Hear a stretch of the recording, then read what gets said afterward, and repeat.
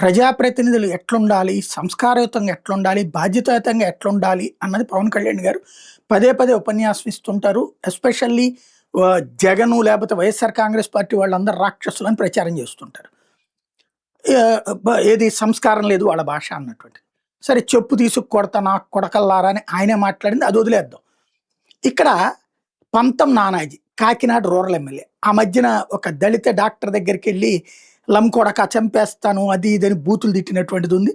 ఆవిడ కేసు ఆ తర్వాత కేసు ఏమైపోయిందో తెలియదు, ఆయన క్షమాపణ చెప్పేశారు, అయిపోయింది.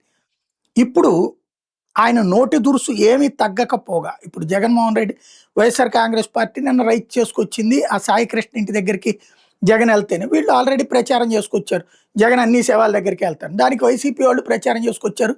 మరి రైతుల దగ్గరికి వెళ్ళారు కదా, మామిడి రైతుల దగ్గరికి వెళ్తేనే పరిష్కారం అయింది, పొగాకు రైతు దగ్గరికి వెళ్తేనే పరిష్కారం అయింది, మిర్చి రైతు దగ్గరికి వెళ్తేనే పరిష్కారం అయింది, ఆక్వా రైతు గురించి జగన్ మాట్లాడితేనే సమాధానం వచ్చింది. ఇట్లాగా వాళ్ళు ట్రోల్ చేస్తున్నారు.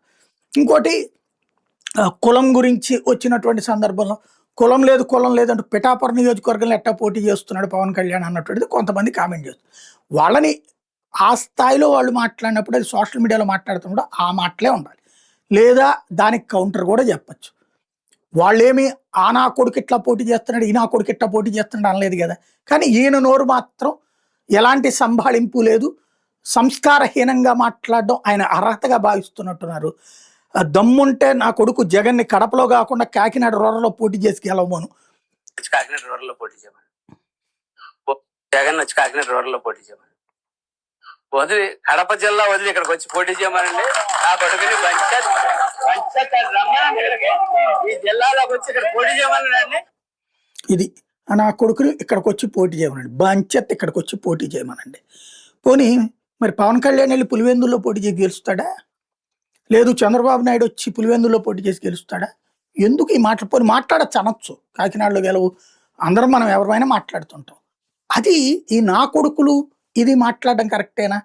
అవతలుడు మాట్లాడినప్పుడు తప్పనినే అన్నాం, నాని మాట్లాడినప్పుడు తప్పనినే అన్నాం, అదే సందర్భంలో అంబటి రాంబాబు నోరు జారిన రోజున తప్పనినే అన్నాం.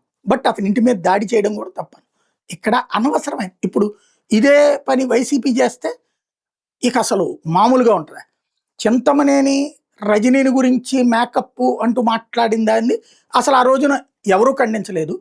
అనిత మేకప్ గురించి అన్న దాని మీద స్వయంగా పవన్ కళ్యాణ్ నుంచి అందరూ కలిసి ఖండిస్తున్నారు. మరి ఎవరికి సంస్కారం ఉంది ఇక్కడ? ఇలాంటి సంస్కారహీనమైన భాషతో ప్రజలకి అంటే బూతులు తిట్టేది మనమే, బట్ ఎదురోడు తిడుతున్నారని చెప్పేది మనమే. ఇది కరెక్ట్ అయిన పద్ధతేనా?